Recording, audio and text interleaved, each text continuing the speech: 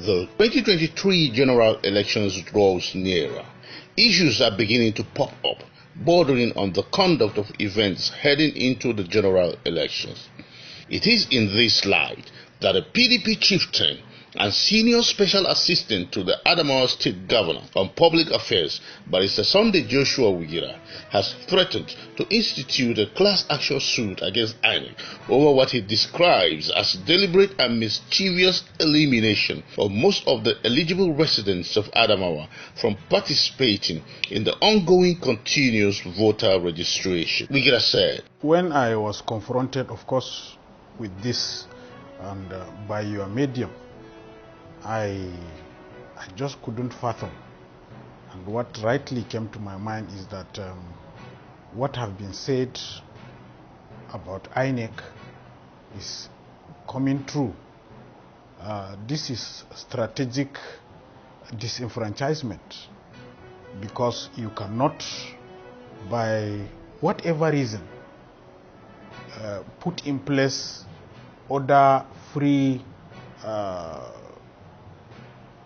enrollment centers that will fasten other than the ones you do in INEC premises in just some few local governments in the central zone that is largely urban, and then where the other part of the state, the northern zone, the southern zone, where it is largely suburban, with difficulties. The INEC secretariats, INEC offices in most of these local governments, if you go, you seldom even find INEC staff there registering people for the continuous voter exercise. Some of them, they even tell you that they don't open their offices for reasons of security. Businesses are ongoing in these areas only for INEC to come again and say, we have free enrollment centers. We will confront INEC on Monday. We will confront INEC on this on Monday. And we will now make sure that we follow their activities bumper to bumper. We will not sit down and allow some people come and disenfranchise our people strategically and then think that it is going to affect, because it is going to disenfranchise a lot of people. We all know that this continuous voter registration, they said, like in my local government, I had cause to even go to INEC office and complain in Mubi North local government secretariat that they should go to the hinterland to register people, because you don't expect someone to leave a place like Mukta, a place like Jilvu, a place like Mijilu, a place like Kiria, a place like Beto, places that are far, places like Burhavamgo, Madugva, Bahuli. These are far areas from the town. And for people to come to the township, they queue up from morning to evening. And at the end of the day, they will be asked to come tomorrow. They will not come back. Because one, they pay money to come to this place. They spend the whole day, you have to eat. And then you ask them to come back tomorrow. What is the level of their economic subsistence that you asking them to come forth and go back? So carefully, people from these areas are being disenfranchised. Now, instead for INEC to look at even the rate at which people are getting registered in these areas and put in place things like this across the state. Okay, if the INEC office staff, they are not forthcoming when you go to the business centers and free registration centers of this nature, it will help people. You only come and list some few local governments in the state. What are you telling the people? What are you telling the people? If you go to places like Madagali, when you go to Numan, go to Lamurde, go to Guyuk, go to Shelen, it is the same thing. And these are places with difficult terrains. And when you look at the setup of Lamurde, that is largely riverine, you have to travel by boat from one area to the other before you even come to Lamurde. Before you even come to Lamurde, at times you spend from one place to the other over 1,000 naira. They should put in place this thing. We are not saying that this is not noble, but what we are saying is you cannot come and tell people you are fair to everybody when you only consider just a particular area that is largely the town within the township, and then you neglect a greater part of the state. The senior special assistant to the governor on public affairs said INEC is already dragging the integrity of the 2023 general elections in Adamawa State into disrepute by this action of citing all the registration centers in one zone, thus systematically disenfranchising other parts of the state. Other places, the School of Health Technology, the College of Health Technology, even some of our secondary schools. You go there, you find students there who are of age, registration age, and all these things, they are neglected. Some of these local governments, Mubi North for example, the votes that will come from Mubi North alone is more than the vote combined of Gombe, Song and Gire combined. So what are you saying? INEC is not fair. I'm saying it without any form of equivocation. INEC is not fair. And by this attitude, they are demonstrating clearly that they are not going to be fair. And we will not take this lightly. You don't expect someone from Madagali to come to Yola for registration. You don't expect someone from Mubinot or Michika, Maiha, or Tongo to come to Yola for registration.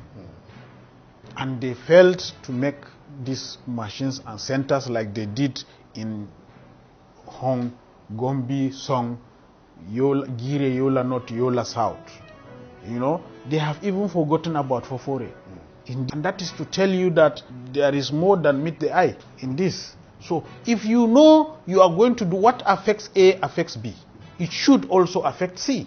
This is justice. But here they have demonstrated that they have an ulterior motive. For whatever reason. Because I know of so many people that could not register, and we were telling them that they should be patient because these things, it will come to them. Now, clearly, it won't come to them. So we have to take action. By Monday, we will go to INEC. We will confront INEC on this. They have to give us a reason why this 21 local government area in the state, you only deem fit. What are you demonstrating? You only deem fit that you can only take 5 local governments, or thereabout, or 6. 6 local governments out of 21. What happens to 15? What happens to 15? You're saying that you are trying to balance something in favor of someone or in favor of a party, or what? There are so many ways of rigging. There are so many ways of rigging, and we cannot just sit down and keep quiet. If this thing is done with all sincerity of purpose, it will cover all the local government. Or are they saying that they don't have the resources? Since they are covering 6 local governments, if they don't have the resources to cover the 21, why don't they distribute equitably amongst the zones? Let us have 2 centers in the south, 2 centers in the central, 2 centers in the north. Then we know that you don't have the resources, but you are trying as much as possible to be equitable. It is skewed against the people. So, and the governor is the people's governor, the governor of Adamawa State, and he is there to represent the interest of everyone in Adamawa State. Whether you are in another party or not, he is the governor of Adamawa State. He has sworn to do justice to all manner of people without fear or favor, ill will or affection. So whether you are whether these local governments are his strongholds or not, it is of no moment.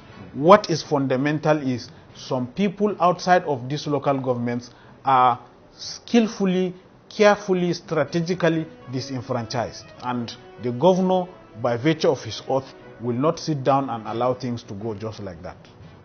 While there is an ongoing outcry across the country for the continuation of the exercise, INEC, on the other hand, on the 15th of July, issued a statement announcing the closure of the exercise on the 31st of July 2022 after it secured a judgment against the Socio-Economic Rights and Accountability Project (SERA) at the Federal High Court on 13th of July 2022. The statement reads in part that INEC has decided that it will end the continuous voter registration on Sunday the 31st of July 2022, that the exercise will now be extended to 8 hours daily from 9 a.m. to 5 p.m. instead of the current duration of 6 hours, that is from 9 a.m. to 3 p.m. daily, and that the exercise is also extended to include weekends, that is Saturdays and Sundays, as against only weekdays in the past.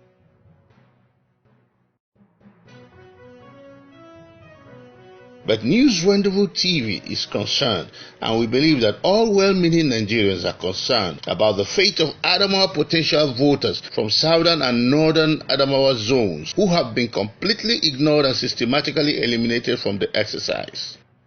We are again concerned. We dare to ask, could there be any mischievous intention or plot behind this, or is it just a coincidence? As the 2023 general elections inches nearer, could it be that some people are hatching some plans to tamper with the voting demography of the state in such a way that it will alter the context and indices that might ultimately decide where and how the 2023 general elections will be conceived and delivered? Again, if one zone has the opportunity to upgrade voting statistics while other zones are denied that same privilege, is that in any way fair, or is that not an attempt to influence the outcome of the 2023 general elections in Adamawa State? Do you think that this single decision and action by INEC could define where and who wins the 2023 general elections in Adamawa State? It remains to be seen how this situation will be resolved, with so many integrity questions hanging on the neck of INEC to explain how all its free designated voter registration centers were domiciled in one zone of the 3 zones of the state. Hi, this is News Rendezvous TV. If this is your first time of visiting this channel, like and share our stories. It will go a long way in helping this channel grow.